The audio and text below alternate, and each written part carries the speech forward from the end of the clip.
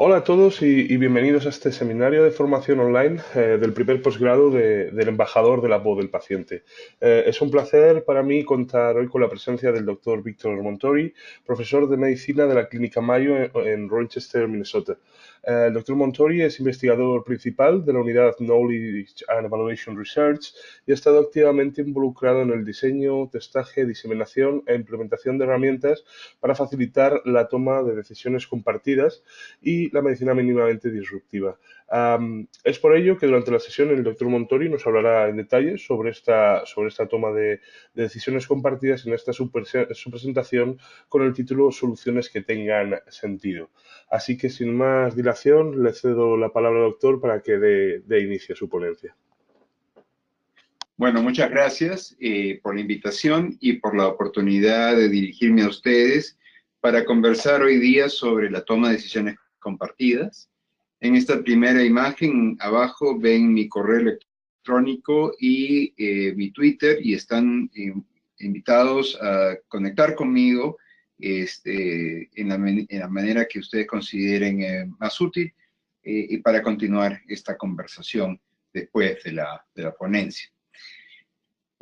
No tengo ningún conflicto de interés que reportar. Nuestro trabajo, sobre todo el trabajo de investigación que hemos hecho desde el principio hasta ahora, no ha contado con el apoyo de ninguna organización con fines de lucro que pueda beneficiarse con los resultados o el reporte de los resultados de nuestra investigación. Así que no hay conflicto que declarar.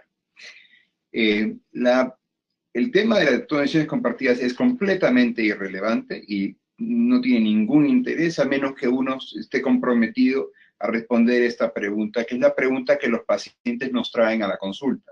¿Qué es lo mejor para mí y para mi familia? Y es difícil de responder esa pregunta, por ejemplo, en el caso de María Luisa, que viene a la consulta con estas dificultades, cuando nuestra respuesta no está diseñada para responder las preguntas de María Luisa, sino está diseñada para responder las preguntas de gente como María Luisa. Porque nuestra respuesta en ese sentido tiende a ser, bueno, esta señora que aquí vemos con múltiples medicinas y aparece agobiada, agotada, con todo el trabajo de ser paciente. Bueno, vamos a darle información. Y resulta claro, pues, que darle información no va a ayudarle a resolver los problemas con los que se enfrenta día a día.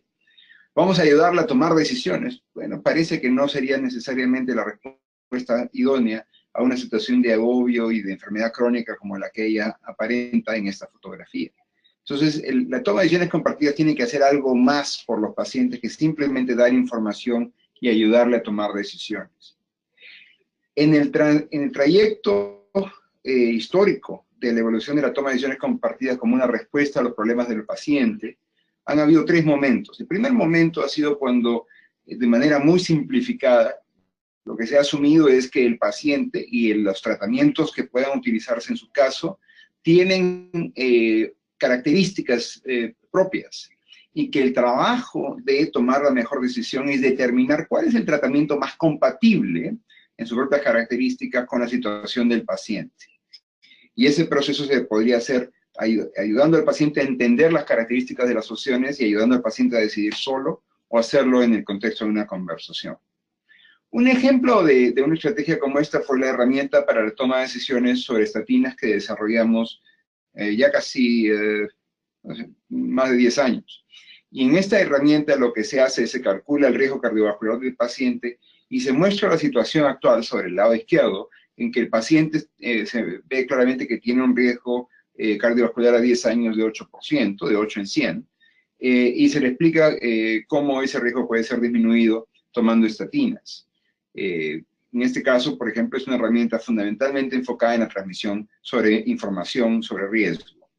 El tratamiento tiene algunos efectos adversos, que también se pueden discutir, y el paciente entonces tiene que decidir si es que su situación de riesgo y sus valores y preferencias son compatibles o no con tomar estatinas como estrategia para reducir su riesgo cardiovascular. Una forma más evolucionada de la toma de decisiones compartidas ve la situación como un problema de agendas e intereses potencialmente en conflicto, y que lo que hay que motivar es una mejor comunicación entre el médico y el paciente para que esas agendas e intereses se compatibilicen y se llegue a un acuerdo sobre el plan de acción. Y entonces el trabajo aquí de la toma de decisiones compartidas no solamente es encontrar o determinar el tratamiento compatible, sino que llegar a un acuerdo, a un consenso entre el médico y el paciente sobre cómo proceder. Las herramientas de toma de decisión que se basan en este tipo de estrategia tienen una forma como la que vamos a ver ahora, en que si tenemos a un paciente y un clínico decidiendo sobre qué tipo de tratamiento utilizar para su diabetes, pueden utilizar esas tarjetas, en la que el paciente, por ejemplo, determina que un aspecto importante para decidir qué tratamiento recibir es el efecto del tratamiento sobre el peso. Ve cómo estos tratamientos posibles tienen efectos sobre el peso y discuten con el clínico de manera dinámica por qué preferir uno sobre otro. Por ejemplo, aquí hay dos tratamientos que están asociados a baja de peso y el paciente puede ser interesado en esos. Quizás le interesa evitar el uso de inyectables y por lo tanto va a estar más interesado en el uso de una tableta diaria, y luego puede descubrir cuál va a ser el costo individual que va a tener que enfrentar para poder conseguir esa tableta y comparar ese costo con quizás el costo de otro medicamento que está tomando, como la metformina, que en este caso es 80 veces más barata. Y de acuerdo a la importancia que tienen estos elementos en la vida del paciente, el paciente puede tener más o menos preferencia por un tratamiento u otro. Pero en este caso, esta evaluación se está dando en el contexto de una conversación con el clínico. El clínico va a tener algunas ideas sobre cuál tratamiento va a ser más efectivo y va a ser más seguro para ese paciente. Y el trabajo, entonces, es el trabajo de llegar a un acuerdo, a un consenso sobre cómo proceder. Una tercera estrategia sobre toma de decisiones compartidas, una estrategia más moderna, es la que estamos estudiando en este momento nosotros, es la idea de que el paciente se presenta con un problema y que este problema emerge pues de la situación humana en la que el paciente está, y la incertidumbre asociada a esa situación no es por ignorancia o no es por falta de consenso, sino es un problema complejo en el que el resultado, el futuro, es incierto. Y esa incertidumbre es lo que hace que la situación sea problemática. Y la resolución que se quiere lograr, que es el objetivo de la toma de decisiones compartidas, resolver esa situación problemática, se hace en virtud de la identificación de un proceso de tratamiento que tenga sentido intelectual, que podamos entenderlo, que tenga sentido emocional, que podamos sentir es la respuesta correcta, y que tenga sentido práctico, que podamos implementar el tratamiento como respuesta correcta a la situación. Ese proceso se podría caracterizar como el proceso de pensar juntos, hablar juntos y sentir juntos cómo debemos resolver la situación. Más precisamente, podríamos caracterizarlo como el proceso de reconocer la oportunidad que nos da la incertidumbre para tratar de llegar a un tratamiento que tiene sentido. La incertidumbre es algo que en la práctica médica tratamos de eliminar, ignorar o minimizar. Pero en esta aproximación la incertidumbre es de alto valor y lo que queremos es utilizarla para ayudarnos a resolver el problema del paciente. Porque la incertidumbre lo que nos dice es que no se puede determinar qué es lo que va a pasar en el futuro. Lo cual quiere decir que a menos que uno sea un optimista extremo o un pesimista extremo, lo que hagamos hoy va a poder perfilar, va a poder afectar cómo va a ser ese futuro. Entonces, nuestra participación en decidir qué hacer hoy tiene impacto sobre qué nos puede pasar en el futuro y por tanto vale la pena. Si el clínico es capaz de explicarle al paciente que hay más de una manera, más de un camino para seguir adelante, y que su participación en decidir cuál camino es el mejor vale la pena, porque tiene impacto sobre su futuro, entonces se establece una participación del paciente que tiene como objetivo escoger un camino a seguir de manera tal que esa opción tenga sentido intelectual, emocional y práctico. Esto se hace a través de una conversación diagnóstica, y voy a enseñarles dos formas de la conversación diagnóstica, una sencilla, que es esta, y una más compleja. La forma sencilla tiene dos partes. La primera parte es establecer que la situación es complicada, pero hay que identificar qué aspecto de la situación requiere que hagamos algo ahora, que requiere acción. Y luego, estableciendo cuál aspecto de la situación requiere acción, encontrar qué acciones son las que la situación requiere. A veces descubrimos que las acciones que la situación requiere no son aceptables y nos obliga a replantear cuál es realmente la situación que queremos resolver. Así que este es un proceso iterativo, un proceso que se repite hasta que lleguemos a una definición conjunta de cuál es la situación que requiere acción y cuál es la mejor acción que la situación demanda. Como se darán cuenta, estamos llegando a un punto sintético en el cual estamos juntando la necesidad de entender las opciones que están disponibles y sus características, como en el primer momento. Necesitamos llegar a un consenso a través de conversación, como un segundo momento. Pero ahora añadimos un elemento más, que es que esa conversación tiene que ser con determinar cómo proceder. Entonces, entendiendo que empezamos por una situación humana problemática y que debemos resolverla, tenemos que contestar 4 aspectos o resolver 4 problemas en esta conversación. El primer problema es definir claramente cuál es el problema que requiere acción. ¿Qué ofrece dificultad aquí? De tal manera de poder resolver esa pregunta estableciendo un consenso de cuál es la situación que estamos tratando de resolver. El segundo problema es tener que definir qué podemos hacer, cuáles son las opciones.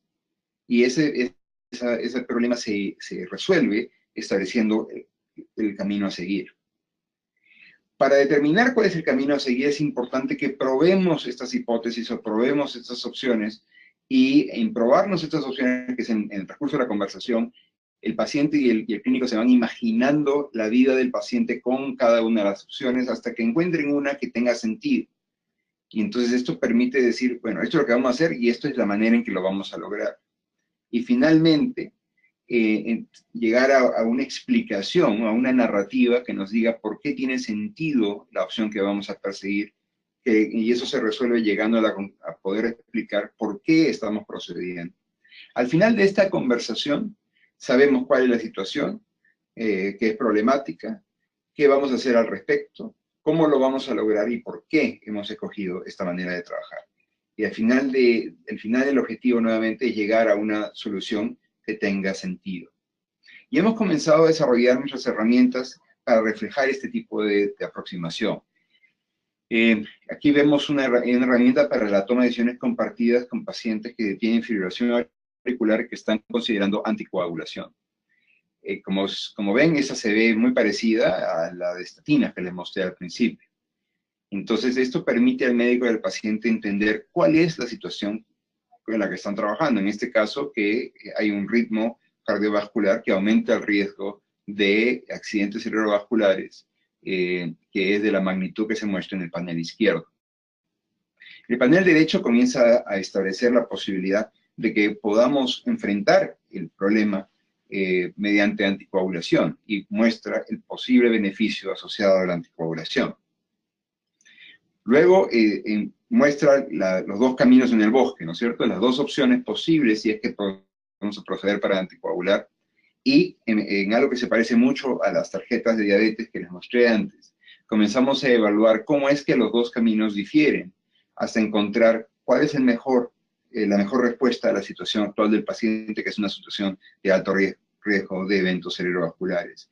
Prestando atención fundamentalmente no solamente a la decisión si se anticoagula o no, sino cómo se anticoagula y a los aspectos prácticos de anticoagularse, que incluyen, por ejemplo, en el caso de los Estados Unidos, el costo y la administración de las drogas. Entonces, el objetivo al final es llegar juntos a una conclusión que tenga sentido intelectual, emocional y práctico. No es el objetivo de la toma de decisiones compartidas, es de lograr que la gente haga lo que el clínico, o que las guías prácticas, o que las políticas de salud digan que es lo correcto. No es la idea de la toma de decisiones compartidas la persuasión del paciente, sino más bien la identificación con el paciente de cuál es el mejor tratamiento. Tomando la oportunidad que nos ofrece la incertidumbre para descubrir las opciones, qué cosas podríamos hacer para resolver la situación del paciente. Y aquí las herramientas de toma de decisiones podrían ser útiles en identificar cuáles son las opciones y caracterizar sus pros y contras. La incertidumbre también nos invita a participar en una conversación diagnóstica, entendiendo el paciente, y eso es trabajo del clínico, entendiendo el paciente que su participación importa, que sus valores, preferencias, experiencias previas y expectativas van a tener impacto en la decisión de cómo proceder. Y el proceso continúa hasta que se encuentre una relación que tenga sentido para los participantes, para el paciente y para el clínico. Ahora, nuestra experiencia en los últimos 10, 15 años, por supuesto, no se refiere exclusivamente a la última modalidad que acabo de discutir con ustedes, la idea de la conversación diagnóstica, sino que se extiende a través de los 3 formatos que he discutido. Pero cuando juntamos toda esa experiencia, lo que nos damos cuenta es de que en ese rango de experiencias hay algunos mitos con los que empezamos nuestro viaje que ya no son ciertos. Cuando nosotros comenzamos en este proceso, estábamos convencidos que encontraríamos más aceptación en pacientes jóvenes. Pero nos hemos dado cuenta de que eso no es así y que la toma de decisiones compartidas es atractiva para cualquier paciente en términos de edad. También habíamos entendido que esto iba a ser más factible en el tratamiento de los especialistas, pero ya hemos tenido experiencia implementando toma de decisiones compartidas en el hospital, en los servicios de emergencia y en la atención primaria. Nos habían dicho que los clínicos eran barrera para la toma de decisiones compartidas, pero eso es cierto en la medida en que uno ignora a los clínicos en la producción de estrategias para promover la toma de decisiones compartidas, o plantea la toma de decisiones compartidas como una actividad que es independiente del acto médico o del acto clínico. Cuando uno se imagina la toma de decisiones compartidas como algo fundamental del acto clínico y que el trabajo que hacemos nosotros de inventar soluciones que permitan ayudarla, son inventos que contribuyen al trabajo que hace el clínico, no son inventos que reemplazan a lo que hace el clínico o le imponen una estrategia de trabajo que es distinto o contra natura a lo que ellos quisieran hacer. Uno se da cuenta que los clínicos participan de manera entusiasta porque saben que se vuelven más efectivos y les permite una conexión emocional con el paciente que las formas normales de tratamiento no permiten. Sí toma más tiempo conversar con la gente, toma más tiempo que decirles qué hacer. Y el tiempo que toma, por supuesto, depende de qué tan largas son las consultas. En consultas de 20, 25 minutos, la toma de decisiones compartidas se extiende la conversación. No es que tome 3 minutos, sino que extiende la conversación a 3 minutos más. En citas más cortas, quizás eso cambia, pero no se ha estudiado muy bien. En visitas mucho más cortas, visitas de 5, 7, 10 minutos, en los que ya la práctica médica es límite, la toma de decisiones compartidas quizás sea imposible, pero no hemos tenido oportunidad de explorarlo en situaciones donde la práctica médica se da en el borde de la posibilidad. Pensamos que había que entrenar mucho a los clínicos, pero si uno diseña las estrategias de apoyo, como las herramientas de toma de decisiones compartidas, es posible lograr bastante sin mucho entrenamiento. Nos preocupaba mucho la situación de poblaciones vulnerables, poblaciones con analfabetismo sanitario, por ejemplo, pero en nuestros estudios hemos encontrado que aquellas personas que tienen más limitaciones entrando a la consulta, si se les apoya, el apoyo los beneficia más, las toma de decisiones compartidas, herramientas los benefician más que a la población que ya tiene la posibilidad de prepararse para esa consulta en base a sus propios recursos. Pero hay mucho trabajo pendiente ahí. Y finalmente, se ha promovido la toma de decisiones compartidas como una estrategia para mejorar los outcomes clínicos, para disminuir los costos, para disminuir la utilización de servicios invasivos como cirugía, para mejorar la adherencia al tratamiento, pero lo honesto es cuando uno ve la totalidad de la literatura ve que el efecto sobre cualquiera de estos outcomes es variable e impredecible. Así que no representan justificaciones basadas en evidencia para promover la toma de decisiones compartidas. Entonces, en resumen, en la toma de decisiones compartidas es una conversación entre clínicos y pacientes en los que juntos trabajan, piensan, hablan y sienten hasta llegar a encontrar cómo resolver la situación del paciente.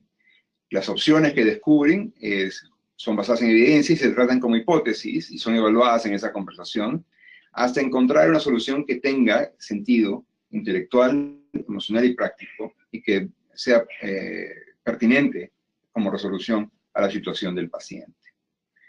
Esta es una definición larga y si uno necesita una definición más corta, quizás esta sea más apropiada.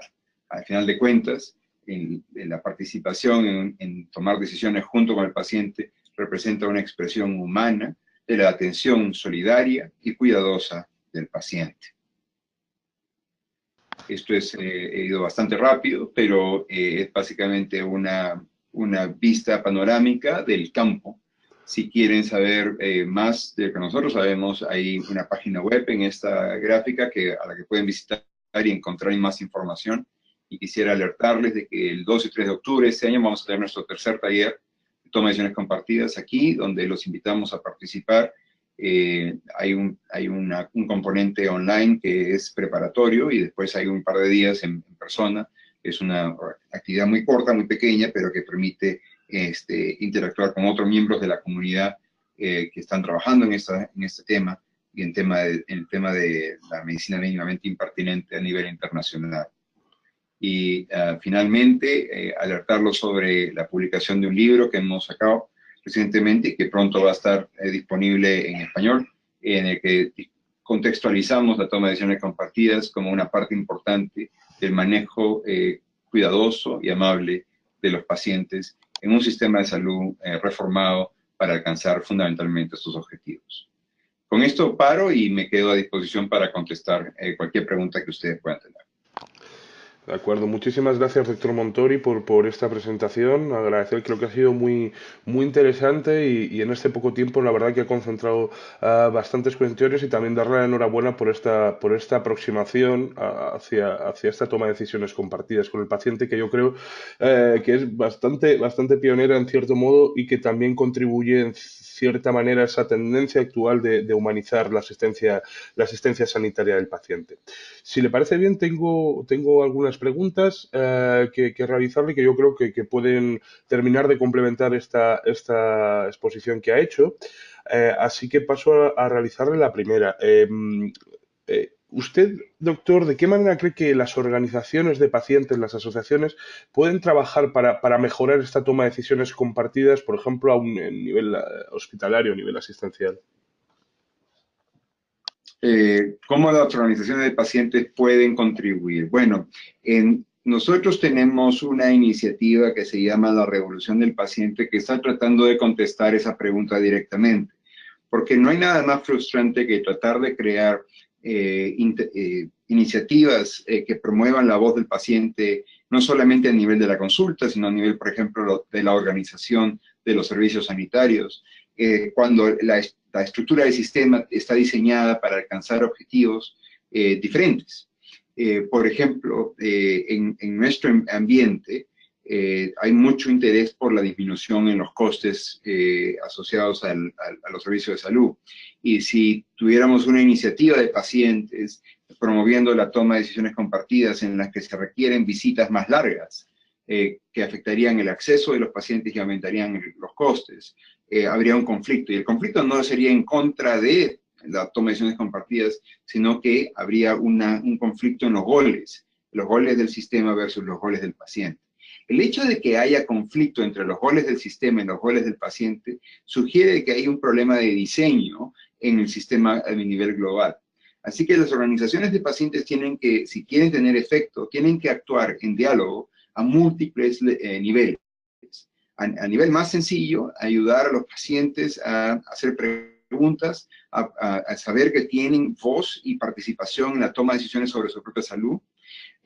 capacitar a los clínicos a que sepan que existen tecnologías y apoyos para ayudar a pacientes a tomar decisiones con ellos y incluso capacitarlos. Y nosotros, yo me paso horas dando presentaciones como esta a grupos de clínicos a nivel internacional con ese objetivo.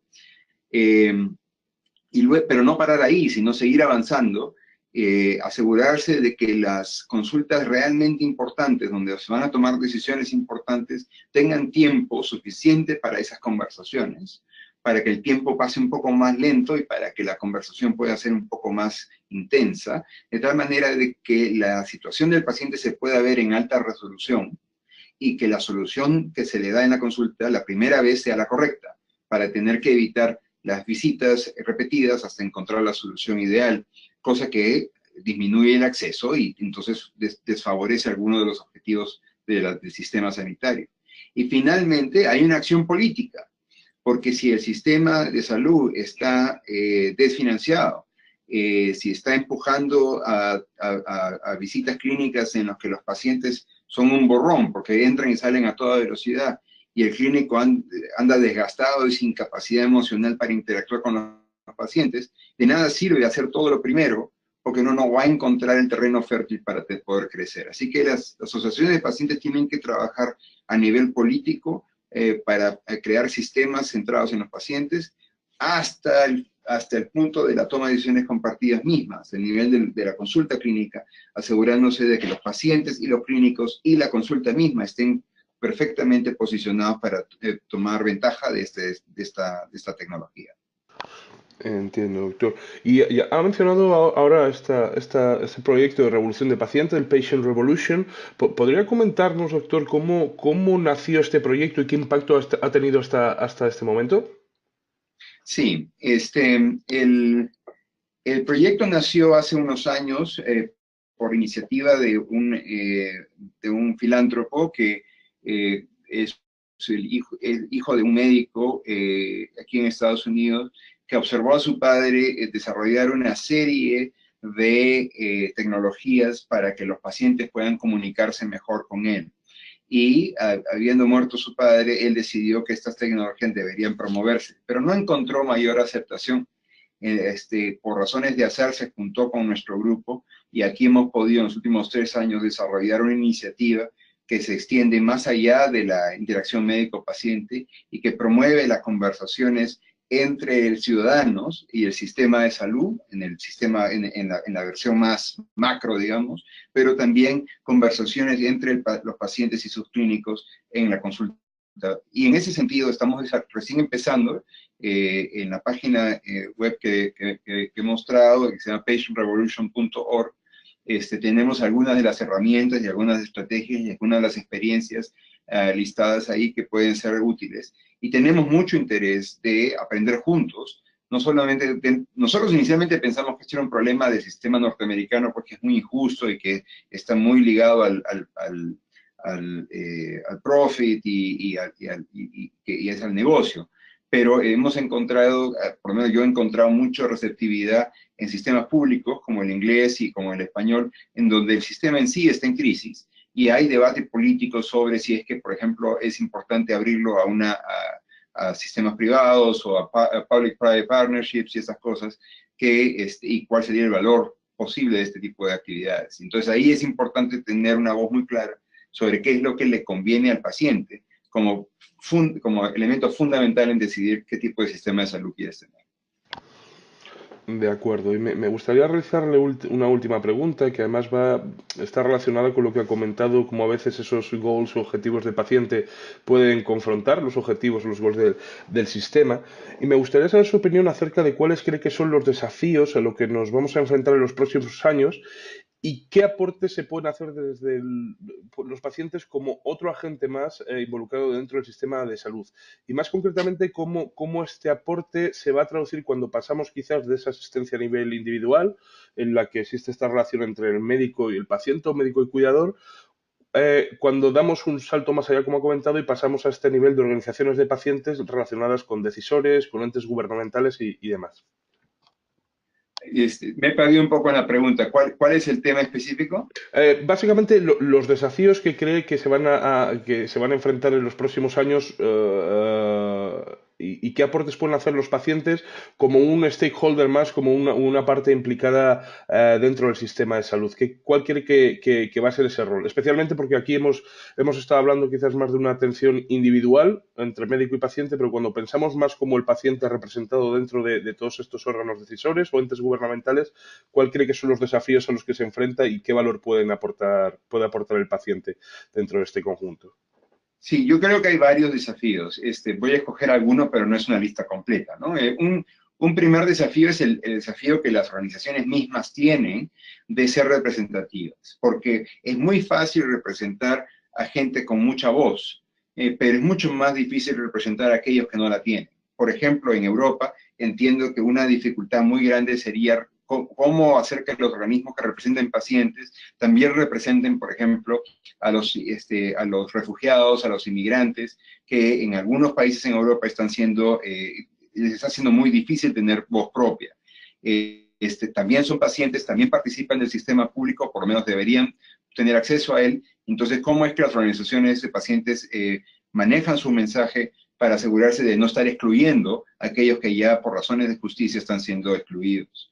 Lo mismo ocurre con gente que no tiene voz, por razones de enfermedad, por razones sensoriales, los que tienen problemas de ceguera, problemas auditivos, problemas de comunicación, problemas de salud mental, son gente que generalmente les cuesta mucho trabajo poder tener su propia voz, y si es que las organizaciones no tienen un elemento democrático muy claro, muy bien armado, muy fácil avanzar sin ellos.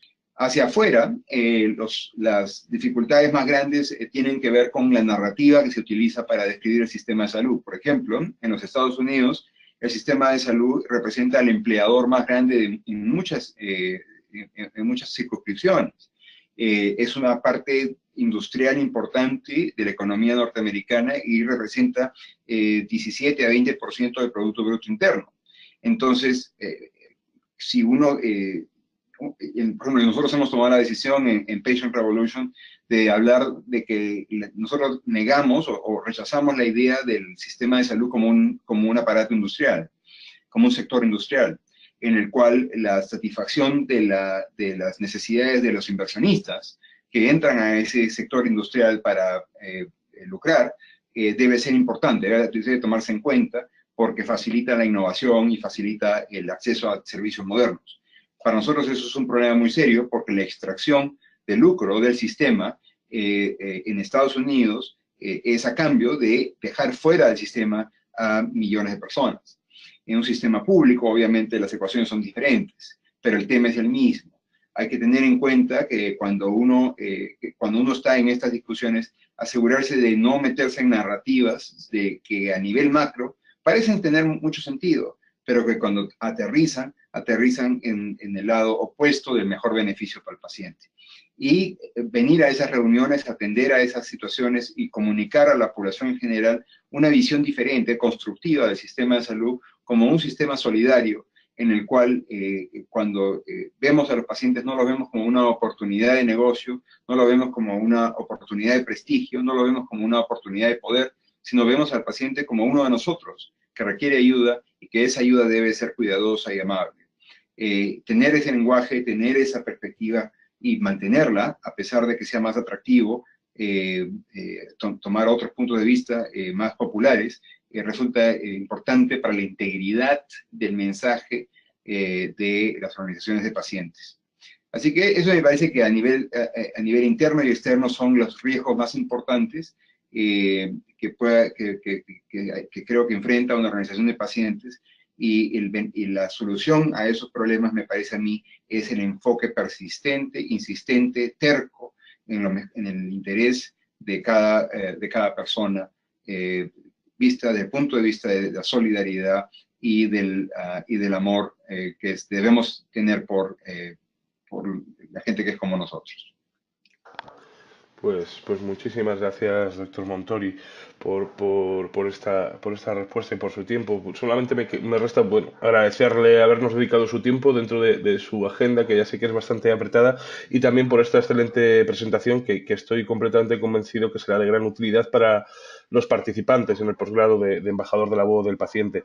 Asimismo, también me gustaría agradecer a nuestra audiencia el visionado de esta sesión y también invitarles a seguir el resto de sesiones a través de la web. Así que sin más, una vez más, muchísimas gracias, doctor Montori, por su tiempo y le deseo que tenga un excelente día. Gracias.